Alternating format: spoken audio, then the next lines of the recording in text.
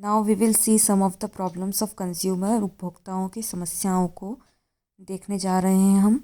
साथ में हम कह सकते हैं कि हम उन तरीक़ों को देखने जा रहे हैं जिसके द्वारा उपभोक्ता का शोषण विक्रयकर्ता द्वारा किया जाता है। So we are seeing the means और the ways by which the vendors और the seller exploit the consumers. So one of the problem that most of the consumer are facing nowadays is the problem of adulteration. Adulteration is the mixing of the substance that is inferior in the quality or may change the original quality or other factor of the original product. It may cause harm to the health of the consumer. Some example of the adulteration are mixing of the water in the milk to increase the quantity of the milk. Beware of the shiny vegetables also, because different shiny vegetables are colored by the dyes of different color and other substances. This cause very harmful effect on the health of the people. You also have seen some of the sweets covering with the silver foil. But nowadays silver becoming more expensive, and that's why the shopkeeper are using silver work. It contain more amount of aluminium. Thus the adulteration is one of the biggest problem of the consumer, and to distinguish the product from the adulterated product is very difficult for the consumer. Many producer stores essential commodities that are needed in the daily life of the people in the large quantity and creates the artificial scarcity in the market. That means the artificial shortage of that commodity in the market. Due to the artificial shortage of the commodity in the market, the prices of such commodities goes high. When the prices increases in the market due to the shortage of the commodity, then this producer start black marketing by selling these products or commodities in the higher prices to the consumers, and in this way the consumer are get exploited. One more problem that the consumer are facing is the problem of the weight and measures. Normally the consumer do not have the knowledge about the proper system of weight and measures. Seller take the benefit out of it. They give goods of less weight or less quantity to the consumer and charges the same price or the higher prices. Example, less quantity of the petrol at the petrol pumps. One more example include providing of the less quantity of the vegetable at the same prices at the grocery shop. Many shopkeeper uses the magnet under the weighing machine, and this will increase the weight of the commodity or the product. So the consumer pays the same price, but the actual quantity or the weight of the product is not up to the mark. In this way the consumer are get exploited. Many producer promises or assures the consumer that they will provide the after sales services, or they will provide the services for the warranty or the guarantee given on the item. But very few producers provide the same. The consumer get trapped in their fake promises, and then they bear the losses. So the consumer are also get exploited by the fake promises of the shopkeepers. One of the way of exploiting the consumer is the misleading advertisement and the false advertisement. Consumer purchases the goods by looking at the advertisement, in which the product may look very shiny, attractive, but in reality it is not the case, and the consumer get cheated. Many companies gives guarantee about the working and efficiency of their product, but in reality it won't work.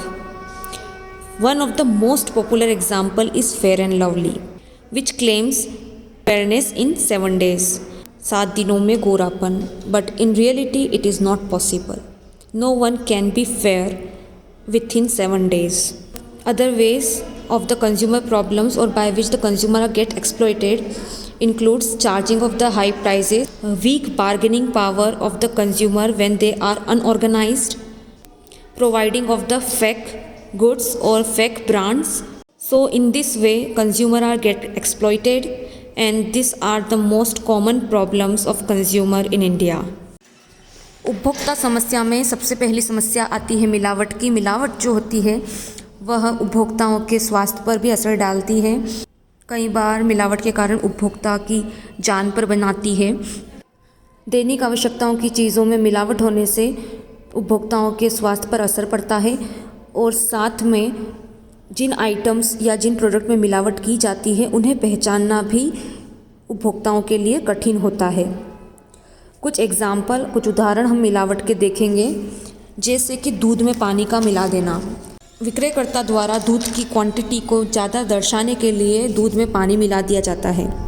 उसी प्रकार market में आपने कई बार मिठाइयों पर silver foils देखा होगा, लेकिन आजकल विक्रयकर्ता सिल्वर की कीमतें बढ़ने के कारण सिल्वर वार्क का यूज़ करते हैं, जिसके अंदर एल्यूमिनियम की मात्रा ज़्यादा पाई जाती है।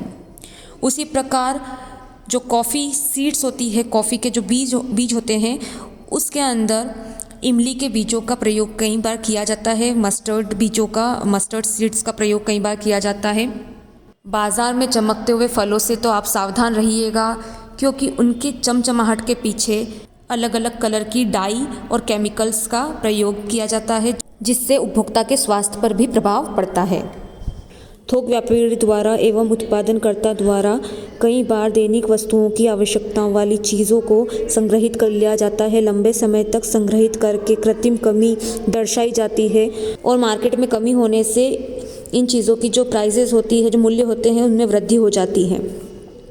जैसे ही मूल्यों में वृद्धि हो जाती है तो थोक व्यापारी, उत्पादनकर्ता कालाबाजारी शुरू कर देते हैं। इनका मूल्य बढ़ाकर उपभोक्ताओं को बेचना शुरू कर देते हैं और उपभोक्ताओं को इनके ज़्यादा मूल्य चुकाने होते हैं, क्योंकि बाज़ार में इन आइटम्स की कमी होती है, इन चीज़ों की कमी होती है और उपभोक्ताओं को इन चीज़ों की आवश्यकता होती है।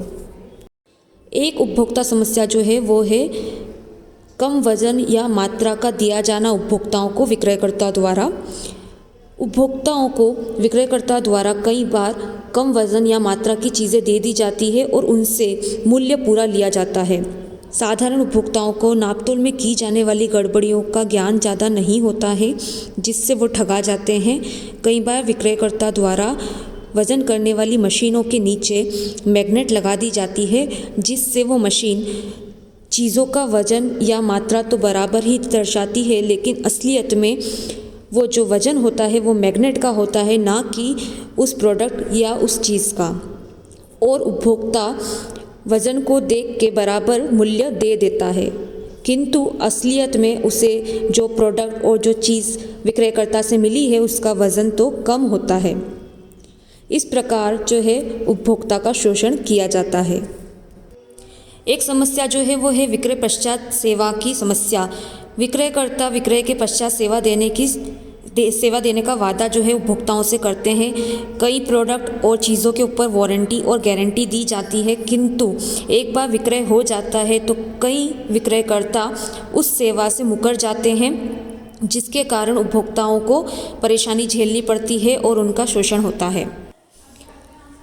एक तरीका जिससे उपभोक्ताओं का शोषण किया जाता है वो है भ्रमित विज्ञापन दिखाना या गलत विज्ञापन दिखाना।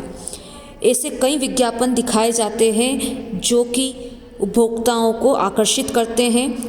विज्ञापनों में जितनी सुंदर और जितनी अच्छी वस्तुएं दिखाई जाती है, असलियत में वो वस्तुएं उतनी सुंदर या अच्छी नहीं होती है, किंतु उपभोक्ता विज्ञापन देख के उस वस्तु की तरफ आकर्षित हो जाते हैं। कई बार विज्ञापन में जो दावे किए जाते हैं वो खोखले होते हैं। यहाँ पे हम एक उदाहरण देते हैं, जैसे कि फेयर एंड लवली ट्यूब का, जो कि दावा करती है कि 7 दिनों में गोरापन दिलाएगी, किंतु असलियत में ऐसा नहीं होता है। 7 दिन के अंदर कोई भी व्यक्ति गोरा नहीं हो सकता है। भाव-ताव करना ना आना, उच्च मूल्य चुकाना पड़ना आदि समस्या भी उपभोक्ताओं को परेशान करती है।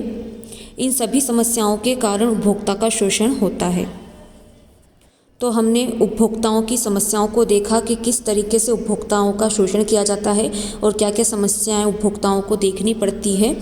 और अब हम देखेंगे कि उपभोक्ताओं के क्या हक है और क्या उनके अधिकार है, क्या क्या चीज़ों का उन्हें ध्यान रखना चाहिए, क्या उनकी ड्यूटीज़ है। So we have seen the ways by which the consumer are exploited and the problems of the consumer. Now we will see the rights and the duties of the consumer.